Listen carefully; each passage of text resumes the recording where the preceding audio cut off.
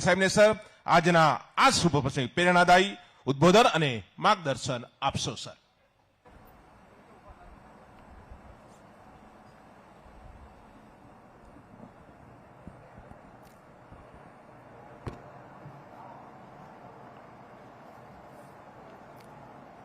દાહોદ જિલ્લાના રૂપિયા 367 કરોડના વિવિધ વિકાસ કામોના લોકાર્પણ અને ખાતમુહૂર્ત પ્રસંગે આપણી સૌની સાથે મંચ ઉપર ઉપસ્થિત મારા સાથી મંત્રી શ્રી અર્જુનભાઈ મોઢવાડિયા, શ્રી પીસી બરંડા, શ્રી રમેશભાઈ કટારા, જિલ્લા પંચાયતના પ્રમુખ શ્રી કરણસિંહ ડામોર, સાંસદ શ્રી જસવંતસિંહ ભાભોર, એમના પિતાશ્રીના મારા સૌના વડીલ મુરબ્બી સુમનભાઈ ભાભોર, મારા સાથી ધારાસભ્ય શ્રી શૈલેષભાઈ ભાભોર, મહેશભાઈ ભુરિયા, શ્રી બચુભાઈ ખાબર, શ્રી કનૈયાલાલ કિશોરી, શ્રી મહેન્દ્રસિંહ ભાભોર, પ્રદેશ ભાજપ મંત્રી શ્રી શંકરભાઈ અમલિયા, જિલ્લા ભાજપ પ્રમુખ શ્રી સ્નેહલભાઈ દરિયા, લીમખેડા તાલુકા પંચાયતના પ્રમુખ શ્રીમતી ઈલાબેન નીનામા, સિંગવડ ગ્રામ પંચાયતના સરપંચ શ્રીમતી લખીબેન વહોનિયા, પીસાઈ ગ્રામ પંચાયતના સરપંચ શ્રી મુકેશભાઈ બારિયા, જિલ્લા કલેક્ટર શ્રી યોગેશ નિરગુડે, જિલ્લા વિકાસ અધિકારી શ્રી સ્મિતા લોઢા, આમંત્રિત સર્વે મહાનુભાવો, પ્રેસ મીડિયાના મિત્રો, સૌને મારા નમસ્કાર. જ્યાંથી ગુજરાત આખું પ્રકાશિત થતું હોય તો એ જિલ્લો કોઈ દાડો પાછળ રહે એવું શક્ય નથી. એટલે તમે બધાએ ભેગા થઈને આખું ગુજરાત પ્રકાશિત કર્યું છે અને હવે તમારો વારો છે કે તમે બધાએ સાથે મળી અને જે માન્ય વડાપ્રધાનશ્રીનું વિકસિત ભારત અને વિકસિત ગુજરાતમાં સૌથી મોટું યોગદાન જો હશે તો આ જિલ્લાનું હશે, દાહોદ જિલ્લાનું હશે. દેશની આઝાદીના જંગમાં માનગઢ ક્રાંતિ સંગ્રામથી આગેવાની લેનાર મહાનાયક ગોવિંદ ગુરુ અને આ ભૂમિને પણ હું આજે વંદન કરું છું. આજના દિવસનો સૂરજ તમારા સૌ માટે વિકાસની રોશની લઈને ઉગ્યો છે. વનબંધુઓના વિકાસના પ્રણેતા અને વિશ્વ નેતા યશસ્વી વડાપ્રધાન શ્રી મોદી સાહેબના માર્ગદર્શનમાં આજે એક જ દિવસમાં એક સાથે 367 કરોડ રૂપિયાના વિકાસ કામોથી અહીંયા આજે વિકાસ ક્રાંતિ સર્જાઈ છે. આજે જે વિકાસના કામોના લોકાર્પણ અને ખાતમુહૂર્ત આપણે કર્યા છે તે આદિવાસી પરિવારોના જીવનમાં ગુણાત્મક પરિવર્તન લાવશે એવો મને વિશ્વાસ છે. નીતિ નેક અને નિયત સાફ હોય, વિકાસમાં સૌને સાથે લઈને ચાલવાનું કમિટમેન્ટ હોય તો વનબંધુઓના કેવો વિકાસ થાય તે શ્રી માન્ય નરેન્દ્રભાઈ મોદીએ દેશ અને દુનિયાને બતાવ્યું છે. આઝાદીની લડતમાં અગ્રેસર રહેનાર આદિવાસી બાંધવોને પણ અમૃતકાળમાં પણ ભારતની વિકાસ યાત્રામાં સરખા ભાગીદાર બનાવવાનું કામ આદરણીય વડાપ્રધાન શ્રી નરેન્દ્રભાઈ મોદીના નેતૃત્વમાં થઈ રહ્યું છે. મોદી સાહેબે 11 વર્ષના પ્રધાનમંત્રીના તેમના કાર્યકાળમાં આપણે સૌએ જોયું કે જેને કોઈ પૂછતું નહોતું એમણે મોદી સાહેબે પૂજ્યા છે. દશકો સુધી અભાવોની વચ્ચે અને મર્યાદિત સાધનો સાથે જીવન વિતાવતા આદિવાસી પરિવારો માટે શ્રી મોદી સાહેબે આકાશને આંબવાના દ્વાર ખોલી આપ્યા છે. ગુજરાતના મુખ્યમંત્રી તરીકેના તેમના સુશાસનમાં આદિજાતિ વિસ્તારો અન્ય વિસ્તારોની જેમ જ વિકાસ બનાવવા, વિકસિત કરવા 2007માં શ્રી મોદી સાહેબે વનબંધુ કલ્યાણ યોજનાની શરૂઆત કરાવી હતી. આ યોજના અત્યાર સુધીમાં કરોડો રૂપિયા આદિવાસીઓના સર્વાંગી વિકાસ માટે ઉપયોગમાં લેવાયા છે. વનબંધુ કલ્યાણ યોજનાની આ સફળતાના પગલે આદરણીય વડાપ્રધાનશ્રીએ હમણાં જ ભગવાન બિરસા મુંડાજીની 150મી જન્મ જયંતિએ 2 લાખ કરોડ રૂપિયાની જનજાતીય કલ્યાણ યોજનાની ભેટ ગુજરાતને આપી છે. આ યોજનાનો રાજ્યના અંબાજીથી ઉમરગામ સુધી વિસ્તારોમાં શિક્ષણ, આરોગ્ય, આજીવિકા, આવાસ, રોડ રસ્તા, વીજળી, પાણી જેવી બુનિયાદી સુવિધાઓ માટે મહત્વપૂર્ણ બનવાના છે. છેલ્લા 20 વર્ષમાં આદિવાસી વિસ્તારમાં શિક્ષણનો વ્યાપ વધારવા માટે 47 Eklavya model residential school, 43 girls literacy residential school અને 12 મોડેલ સ્કૂલ અને 75 આદર્શ નિવાસી શાળા કાર્યરત થઈ છે. જ્યારે એક સમયે આ વિસ્તારમાં સાયન્સની સ્કૂલો જ નહોતી તો સાયન્સમાં આગળ દીકરા દીકરી ભણે કેવી રીતે?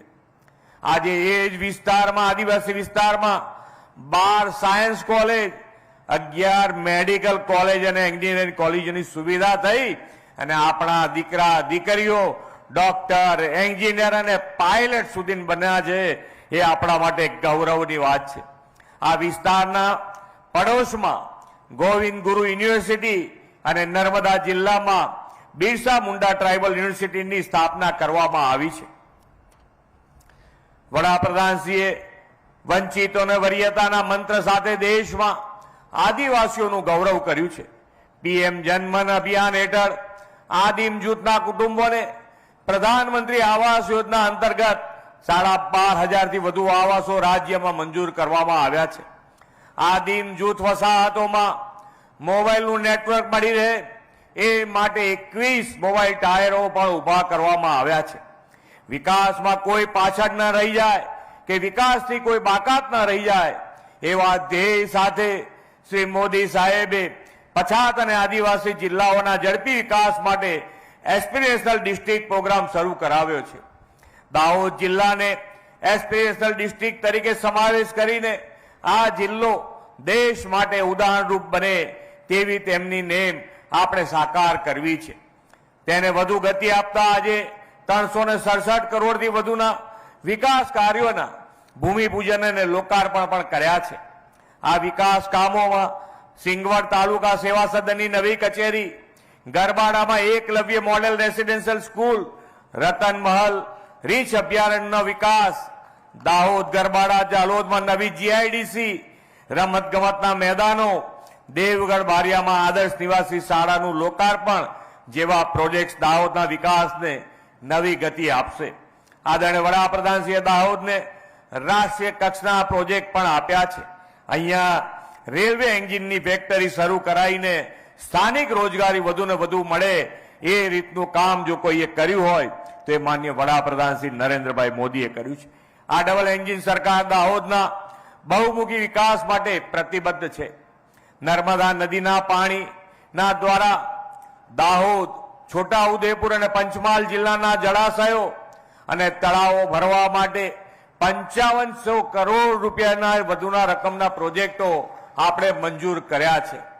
આના કારણે માન્ય વડાપ્રધાનશ્રીની પણ આખા દેશમાં કેચ ધ રેન અંતર્ગત આપણે જે પાણીની મુશ્કેલીઓ અત્યાર સુધી ભોગવી છે અને અત્યારે જે પાણીની વ્યવસ્થા આપણને મળી રહી છે તો આવતીકાલની પેઢી માટેનો વિચાર આપણે કરવો જોઈએ અને એના માટે માન્ય વડાપ્રધાનશ્રીએ આખા ભારત દેશમાં કેચ ધ રેન અંતર્ગત આખા દેશમાં મુહિમ ચલાવી છે. અને એ મુહિમ એટલે કે અત્યારે જે પાણી આપણને મળે છે આપણે પાણી વાપરીએ એનો કોઈ વાંધો નથી, પણ આવતીકાલની પેઢી માટેનો વિચાર આજથી આપણે કરવો જોઈએ. વરસાદનું ટીપે ટીપ્યું પાણી કેવી રીતે સંગ્રહ થાય, એનો સંગ્રહ થાય અને સંગ્રહ ન કરી શકાય એવું વરસાદનું પાણી આપણે જમીનમાં કેવી રીતે ઉતારી શકાય એના માટેની આ મુહિમ કેચ ધ રેન અંતર્ગત ચાલી રહી છે. એની અંદર ગુજરાત સરકારે પણ ખૂબ મોટું આયોજન કર્યું છે અને આ આયોજન એટલે દરેકે દરેક તળાવ આપણે ભરી રહ્યા છીએ. આખા ગુજરાતમાં કોઈ તળાવ બાકી ના રહે એના માટેનો પ્રયત્ન આપણા તરફથી શરૂ થયો છે. અને અંતર્ગત જે કેચ ધ રેન અંતર્ગત દરેકે દરેક ધારાસભ્યને પણ 50 લાખ રૂપિયા આપણે આપી રહ્યા છે કે જ્યાં આગાડી તમારે વરસાદનું પાણી ભરાતું હોય અને જો મુશ્કેલી સર્જાતી હોય તો આ પાણી જમીનમાં કેવી રીતે ઉતારી શકાય એના માટે આ 50 લાખ રૂપિયા દરેક ધારાસભ્ય વાપરવાના છે. એટલે તમારે તો ખાલી આંગળી ચીંધ્યાનું પૂન લેવાનું છે. આ પ્રોજેક્ટથી જે મેં કીધું 5500 કરોડનાથી વધુના પ્રોજેક્ટો જે મંજૂર કર્યા છે એ આ પ્રોજેક્ટથી ત્રણેય જિલ્લાના 51,000 થી વધુ હેક્ટર જમીનને સિંચાઈનો લાભ મળશે અને ખેડૂતોની આવક પણ વધારો થવાનો છે. સિંચાઈના પરિણામે બાગાયતી ખેતીમાં પણ દાહોદ કાઠું કાઢ્યું છે. ફળ, શાકભાજી, મસાલા, ફૂલ પાકોના વાવેતરમાં નોંધપાત્ર વધારો થયો છે અને લાખો મેટ્રિક ટન ઉત્પાદન થાય છે. આ જિલ્લામાં ટીસ્યુ કલ્ચર, ખારેક અને ઓઇલ પામ જેવી નવી ખેતીને પણ સરકાર પ્રોત્સાહન આપી રહી છે.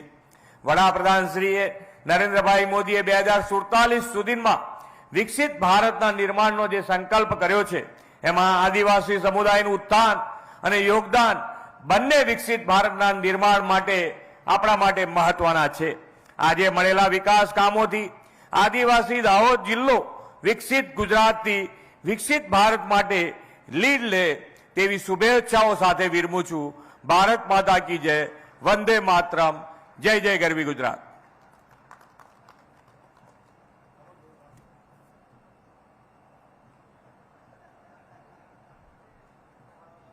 હલો, ખૂબ ખૂબ આભાર માન્ય મુખ્યમંત્રી શ્રી. આપના પ્રેરણાદાયક શબ્દો, દાહોદની જિલ્લાને આપેલી અમૂલ્ય ભેટ બદલ સમગ્ર દાહોદ જિલ્લો સર આપનો ઋણી રહેશે.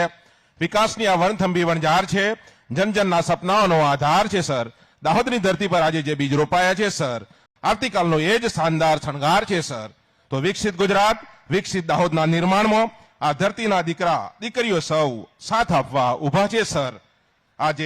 આજના ઐતિહાસિક કાર્યક્રમની 57 પૂર્ણાહુતિ તરફ જઈ રહ્યા છીએ. આભાર વિધિ માટે જિલ્લા વિકાસ અધિકારીને વિનંતી કરીશું સર, આપ આભાર દર્શન કરશો. આજે દાહોદ જિલ્લામાં 367 કરોડના વિવિધ વિકાસ કામોના ખાતમુહૂર્ત અને લોકાર્પણમાં પ્રસંગે ઉપસ્થિત માનનીય મુખ્યમંત્રી શ્રી ભૂપેન્દ્ર પટેલ સાહેબનો હું જિલ્લા વહીવટી તંત્ર તરફથી ખૂબ ખૂબ આભાર વ્યક્ત કરું છું.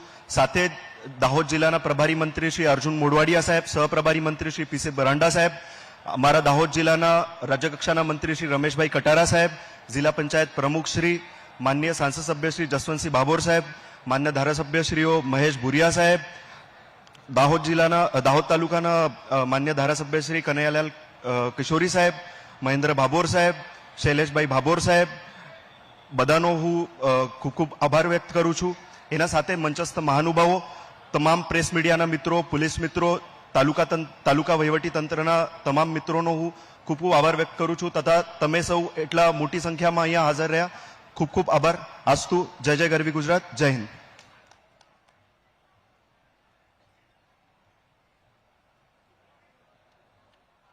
ખૂબ ખૂબ આભાર સર્વમંચસ્થ મહાનુભાવનો, આદરણીય મુખ્યમંત્રી શ્રી અને તમામ મહાનુભાવનો આભાર વ્યક્ત કરીએ છીએ.